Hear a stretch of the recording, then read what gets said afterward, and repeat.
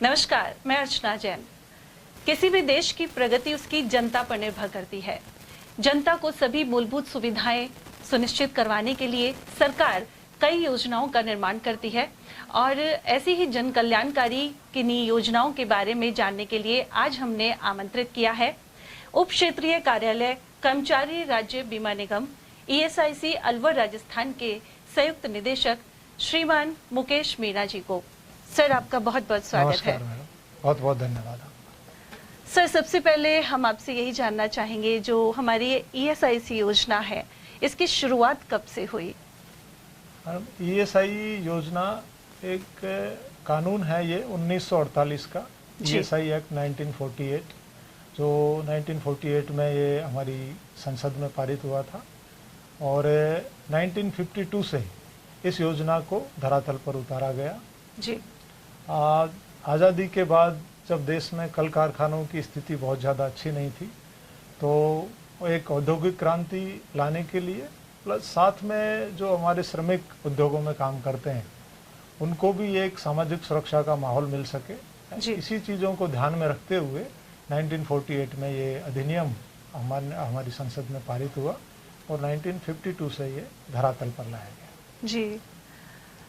तो ESIC संस्थान की ये योजनाएं किन संस्थानों पर लागू होता है, निजी और सरकारी, और किस तरह इसमें पंजीकरण किया जाता है? जी, मुख्य रूप से ESI योजना है वो निजी संस्थानों पर ही लागू होती है जी। और जहाँ भी कहीं किसी भी फैक्ट्री या संस्थान में जहाँ पर 10 या उससे अधिक कर्मचारी कार्य करते हैं वहाँ पर ESI एक्ट मैंडेटरीली लागू हो जाता है। फैक्ट्रीज पर जो अप्रोप्रिएट गवर्नमेंट है वो केंद्र सरकार है और इस्टेब्लिशमेंट के लिए अप्रोप्रिएट गवर्नमेंट राज्य सरकार इसमें होती है। जी, ये दोनों की मिली जुली योजना है, हम ये समझे? जी, मुख्य रूप से ये योजना केंद्र सरकार ही संचालित करती है, जिसमें रेवेन्यू कलेक्शंस पूरा ये है जो केंद्र सरकार के अधीन रहता है और कैश बेनिफिट्स भी जो हम डिलीवर करते हैं श्रमिकों को वो भी पूरी तरह से केंद्र सरकार के अधीन रहता है। हाँ, जो मेडिकल की सुविधा है उसमें इंफ्रास्ट्रक्चर केंद्र सरकार इसमें देती है तैयार करके, लेकिन जैसे डॉक्टर्स हैं, पैरामेडिकल्स हैं, बहुत सी जगह पर वहाँ जो डॉक्टर्स और पैरामेडिकल स्टाफ की नियुक्ति राज्य सरकार करती है, तो इसमें राज्य सरकार की भी एक बड़ी भूमिका इसमें रहती है। जी। अच्छा सर, अब जैसा कि आप इस योजना के बारे में हमें बता रहे हैं कि निजी संस्थानों के लिए ज़्यादा लागू होती है, तो कौन से ऐसे पात्र लोग हैं जो इसके लिए पंजीकरण करवा सकते हैं? मैं जैसा कि मैडम मैंने अभी बताया कि कोई भी संस्थान या फैक्ट्री जिसमें 10 या उससे अधिक कर्मचारी पिछले वित्त वर्ष में कभी भी अगर नियोजित हुए हैं तो उस पर यह योजना कंपल्सरीली लागू होती है, यानी उसके लिए ESI का रजिस्ट्रेशन लेना मैंडेटरीली हो जाता है। कोई आय सीमा भी इसके लिए निर्धारण है? जी हाँ, मैं वही बताने जा रहा था कि अगर संस्थान के लिए नियम ये लागू होगा कि उसमें 10 या उससे अधिक कर्मचारी होने चाहिए, लेकिन जो एक बार संस्थान ESI में रजिस्टर्ड हो जाता है उसके पश्चात उस नियोजक को वहाँ कार्य करने वाले सभी श्रमिक और कर्मचारियों का ESI में पंजीकरण करवाना होता है और उन जो ESI में पंजीकरण जिन कर्मचारियों का होता है उनके लिए एक आय सीमा वर्तमान में 21,000 रुपये मासिक है, यानी कि कोई भी कर्मचारी जिसका मंथली सैलरी 21,000 रुपये मासिक तक है वो ESI के बेनिफिट पाने के लिए पात्र होता है और उसका रजिस्ट्रेशन करवाना एम्प्लॉयर के लिए कानूनन बाध्यकारी है। जी। अच्छा सर, ठीक है, आपने बताया हमें, लेकिन क्या बेनिफिट्स उन्हें मिल सकते हैं इस पंजीकरण के बाद? जी, ESI योजना एक सामाजिक सुरक्षा योजना है और इसमें जब भी कोई एक श्रमिक है या कर्मचारी है वो किसी संस्थान में कार्य करते हैं तो गवर्नमेंट का यही लक्ष्य रहता है कि उसको किस प्रकार एक संपूर्ण सामाजिक सुरक्षा प्रदान की जाए ताकि उसमें उद्योगों का भी एक विकास हो और साथ में श्रमिकों के भी हितों का ध्यान में रखा जा सके। मेन रूप से ESI जो स्कीम है उसमें मैं समझता हूँ कि जितने भी तरह की समस्याओं का सामना एक श्रमिक को, मजदूर को फैक्ट्री में कार्य करते समय करना पड़ सकता है, उन सभी का ध्यान रखा गया है जैसे मुख्य रूप से जब कोई श्रमिक किसी फैक्ट्री में कार्य करता है तो उसके साथ समस्या हो सकती है कि वो बीमार पड़ सकता है। तो यदि वह बीमार पड़ गया है तो उस स्थिति में एक तो उसको मेडिकल की सुविधा की आवश्यकता होती है। तो ईएसआई मेडिकल स्कीम ईएसआई का है, मेडिकल बेनिफिट, उसमें उसको फ्री इलाज मिलता है और यह इलाज किसी भी सीमा तक का हो सकता है, यानी कि इसमें कोई अपर कैपिंग जो है वो सीलिंग नहीं होती है, फाइनेंशियल कोई सीलिंग नहीं। प्लस उसको जैसे बीमार हो गया तो उसको उस समय अगर वो अपने काम पर नहीं जा पाएगा तो उस स्थिति में उसको एक उसकी तनख्वाह का कुछ पर्टिकुलर 70% जो है वो ईएसआई की तरफ से कंटिन्यू मिलता रहता है। इसके अतिरिक्त जब कोई कर्मचारी श्रमिक कार्य करता है तो उसके फैक्ट्री में दुर्घटना होने की एक संभावना बनी रहती है।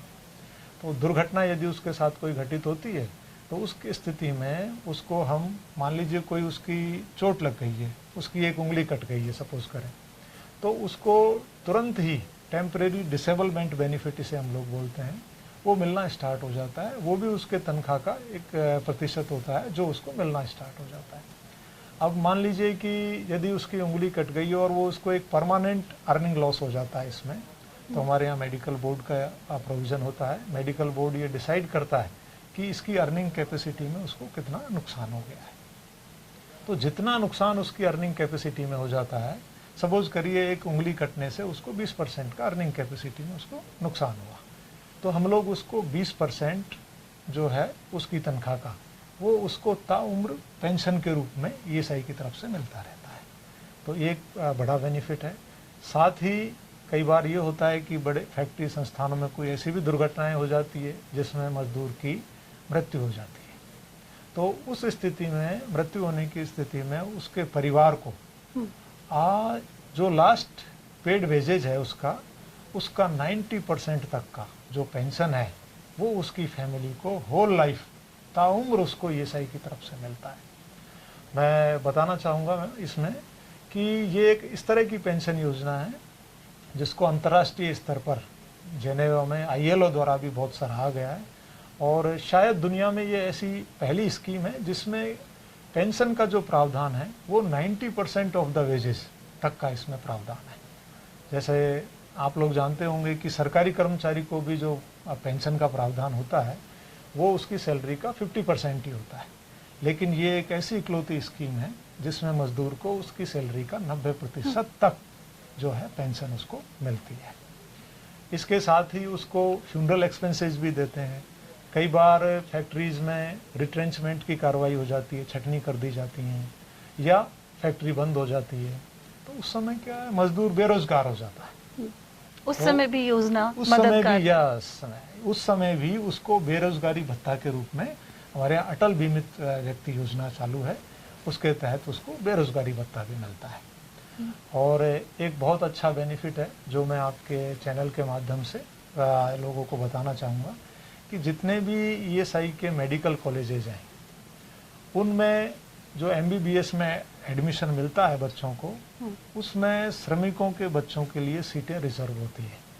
और राजस्थान में जैसा कि मैं आपको बताना चाहूँगा, अलवर में ही ईएसआई का मेडिकल कॉलेज है। उस मेडिकल कॉलेज में अभी तक 20% सीटें जो है श्रमिकों के बच्चों के लिए आरक्षित थी। और मुझे यह बताते हुए बड़ी खुशी हो रही है कि इसको फिलहाल राज्य सरकार ने 35% कर दिया है। पिछले महीने ही ये उन्होंने 35% बढ़ा दिया है। तो यदि 100 बच्चों का एडमिशन एमबीबीएस कॉलेज में होता है तो उसमें से 35 बच्चे जो हैं वो श्रमिक के बच्चे होंगे, कर्मचारियों के बच्चे होंगे जो संस्थानों में कार्यरत है।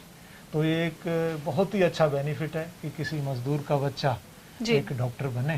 हाँ। तो इससे अच्छी और बात अच्छा मौका उसे के लिए है फ्यूचर बनाने के लिए। जी बिल्कुल जी।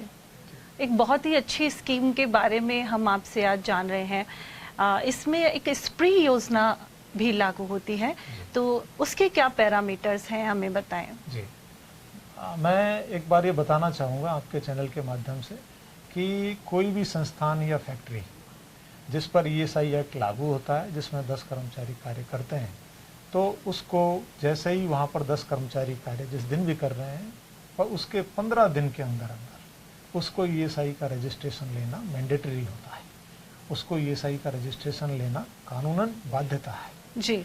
लेकिन कई कारणों से बहुत से एम्प्लॉयर्स हैं जिन्होंने अपना ईएसआई का रजिस्ट्रेशन नहीं लिया है, या फिर ऐसे एम्प्लॉयर्स हैं जिन्होंने ईएसआई का रजिस्ट्रेशन तो ले रखा है, लेकिन पूरे जो उनके पास जो श्रमिक कार्य कर रहे हैं मजदूर, उनका सभी का रजिस्ट्रेशन वो लोग ईएसआई में नहीं करवा रखा है।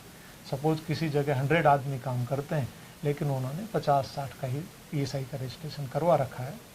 तो उन लोगों के लिए ये एक बहुत ही सुनहरा अवसर है कि वो अगर 1 जुलाई से लेकर के और 31 दिसंबर तक 2025 31 दिसंबर तक अगर वो अपना रजिस्ट्रेशन करवा लेते हैं, तो ईएसआई विभाग उनके द्वारा जो डिक्लेयर्ड डेट ऑफ रजिस्ट्रेशन है उसी को ही उनका डेट ऑफ रजिस्ट्रेशन मान लेगा।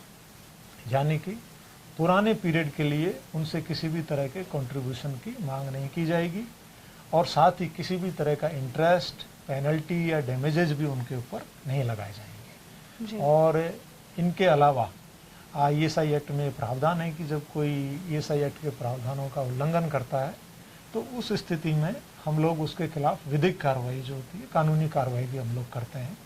तो स्प्री योजना के अंतर्गत वह कानूनी कार्रवाई भी उनके खिलाफ किसी भी तरह की नहीं की जाएगी। तो ये एक बहुत ही सुनहरा अवसर है जिसका लाभ मैं समझता हूँ मैक्सिमम एम्प्लॉयर्स को इसका लाभ लेना चाहिए।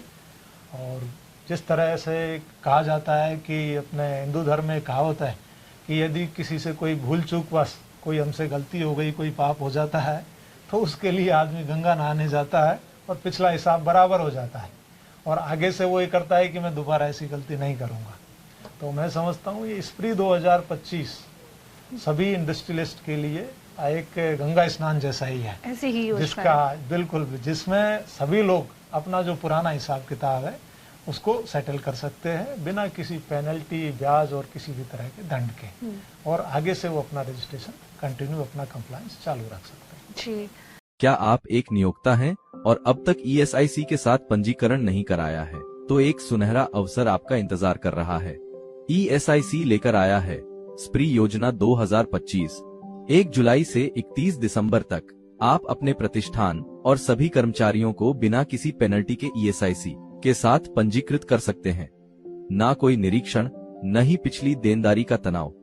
चाहे फैक्ट्री हो या दुकान, होटल, स्कूल, क्लिनिक या कॉन्ट्रैक्ट वर्कर, सबके लिए खुला है यह अवसर। इसके तहत बीमित कर्मचारी और उनके परिजनों को मिलेगा कैशलेस इलाज, सामाजिक सुरक्षा और नगद हित लाभ। अधिक जानकारी के लिए अपने नजदीकी ईएसआईसी कार्यालय जाएं या www.esic.gov.in पर जाएं।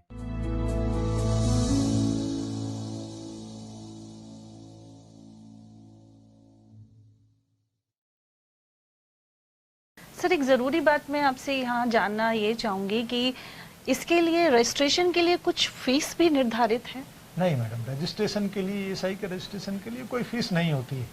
जिस भी संस्थान के ऊपर ईएसआई का रजिस्ट्रेशन करना अनिवार्य हो जाता है, एक्ट उस पर लागू हो जाता है, वो ऑनलाइन ये प्रक्रिया है, ऑनलाइन रजिस्ट्रेशन उसको आज की डेट में करना होता है। हमारे यहाँ मैनुअल कोई भी रजिस्ट्रेशन का कार्य नहीं किया जाता है और सब कुछ ऑनलाइन है। ईएसआई पोर्टल के माध्यम से वो रजिस्ट्रेशन कर सकते हैं।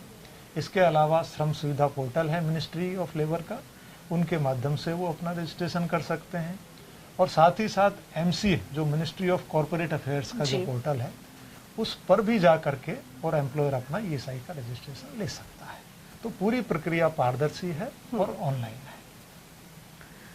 है। सर, इसकी एक एमनेस्टी स्कीम है, एमनेस्टी 2025, इसके क्या लाभ हमें मिल सकते हैं, इसके बारे में हमें बताइए।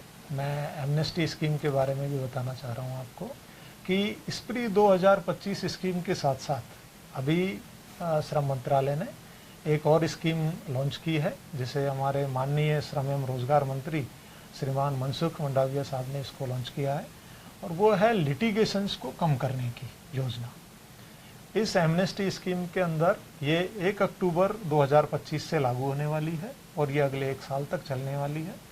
इसमें जितने भी कोर्ट केसेज ईएसआई के अपने एम्प्लॉयर्स के अगेंस्ट या श्रमिक आईपीएस के अगेंस्ट या एम्प्लॉयर ने ईएसआई के अगेंस्ट कर रखे हैं और जो कोर्ट में विचाराधीन है, तो उनके लिए भी एक ये स्कीम आई है। इसमें बहुत तरह के रियायत प्रदान की गई हैं ईएसआई के द्वारा, जिसमें लाइक बहुत से केसेज में डैमेजेज या पेनल्टी जिसे हम कहते हैं उसको पूरी तरह माफ़ कर दिया गया है, और या बहुत से केसेज ऐसे हैं जिनमें पेनल्टी के अमाउंट को बहुत ही कम कर दिया गया है, यानी 10% तक का पेनल्टी का अमाउंट रखा गया है। तो यदि कोई भी एम्प्लॉयर इसको आउट ऑफ कोर्ट सेटलमेंट करना चाहते हैं, जिससे कि उनका कोर्ट में वकील की फीस है, समय भी बहुत लंबा होता है कोर्ट केस चलने में, फैसला आने में, तो वो चाहें तो सभी आउट ऑफ कोर्ट सेटलमेंट इस एमनेस्टी स्कीम के थ्रू कर सकते हैं।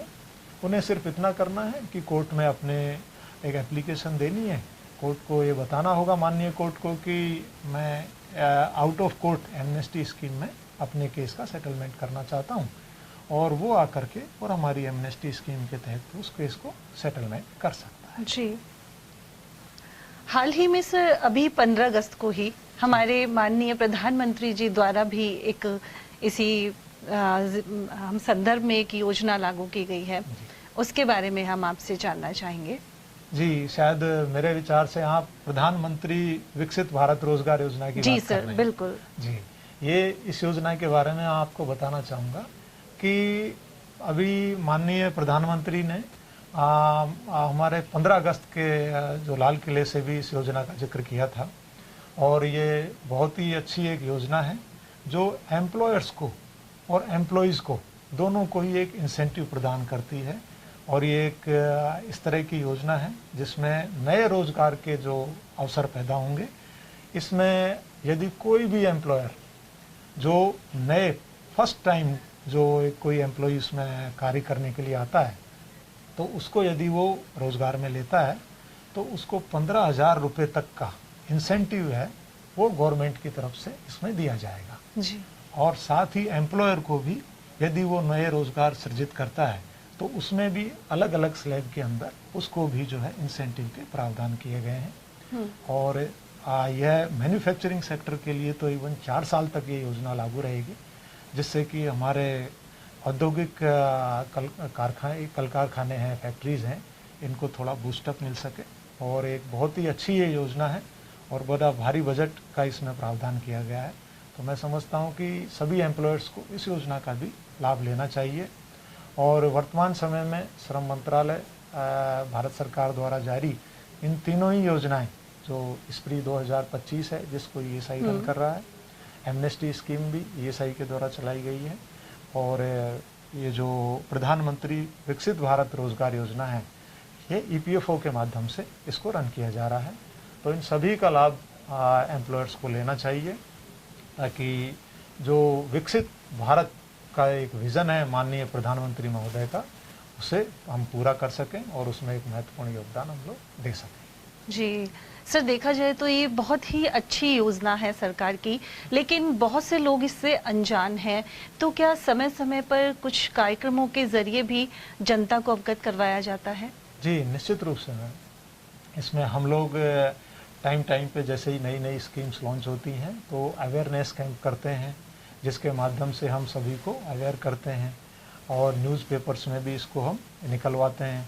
इसके अलावा जिस प्रकार से अभी आपके चैनल पर हम लोग आए हैं, टीवी चैनल्स के माध्यम से भी इसका प्रचार प्रसार हम लोग करते हैं, ताकि अधिक से अधिक संख्या में लोग इसके बारे में जान सकें, जागरूक हो सकें, और सरकार द्वारा जो इतनी अच्छी योजनाएं चालू की गई हैं उसका लाभ उठा सकें। जी, एक बात और मैं यहाँ से जानना चाहूँगी कि किसी पर्टिकुलर आदमी का इसमें रजिस्ट्रेशन है जी, तो क्या इस योजना का लाभ उसके पूरे परिवार को भी मिलेगा, या हर व्यक्ति का एक अलग अलग रजिस्ट्रेशन होता है इसमें? बहुत ही अच्छा प्रश्न आपने किया है। शायद ये चीज़ थोड़ा सा हमसे मिस हो रही थी। ये ईएसआई योजना के अंदर यदि किसी व्यक्ति का रजिस्ट्रेशन हो जाता है, किसी श्रमिक का, तो ये जितने भी हितलाभ बेनिफिट्स उसको मिलते हैं, जैसे चिकित्सा का हितलाभ है, उसको मैंने बताया कि पूरे फैमिली को जो है, उसको अकेले को नहीं, उसकी पूरी फैमिली को सामाजिक सुरक्षा प्रदान की जाती है। पूरी फैमिली को उसके कुछ चिकित्सा का लाभ मिलेगा, प्लस कुछ लाभ ऐसे हैं जैसे कि सैलरी से रिलेटेड है, सिकनेस बेनिफिट हो गया, या इस तरह के कैश बेनिफिट हैं, वो उसको मिलते हैं। प्लस यदि उसकी मृत्यु हो जाती है तो पेंशन के रूप में ये सारे के सारे जो लाभ हैं वो उसके परिवार को भी मिलते हैं। तो ये केवल श्रमिक या कर्मचारी को सामाजिक सुरक्षा योजना प्रदान नहीं करती है, उसके बल्कि पूरे उसके परिवार को एक कंप्लीट सामाजिक सुरक्षा सुरक्षा जो है वो इसमें ईएसआई द्वारा प्रदान की जाती है। जी सर, आज बहुत ही उम्दा जानकारी हमने मुकेश मीणा जी से यहाँ प्राप्त की है और मैं समझती हूँ कि सभी लोग इसका जो पात्र हैं इसके लिए इसका ज़रूर लाभ उठाएं और अपने पूरे परिवार को सामाजिक सुरक्षा इसके लिए प्रदान करें। आपका बहुत बहुत धन्यवाद हमें महत्वपूर्ण जानकारी देने के लिए और आज की बातचीत के लिए। मैं भी आपको बहुत बहुत धन्यवाद देता हूं और आपके चैनल के माध्यम से सभी एम्प्लॉयर्स से, श्रमिक बंधुओं से यह आग्रह करता हूं कि ये जो तीनों ही स्कीम है, स्प्री 2025 और एमनेस्टी स्कीम और प्रधानमंत्री विकसित भारत योजना, इन तीनों का ही आप बहुत अच्छे ढंग से लाभ उठाएं और ऐसी मैं कामना करता हूं। धन्यवाद आपका। नमस्कार। नमस्कार।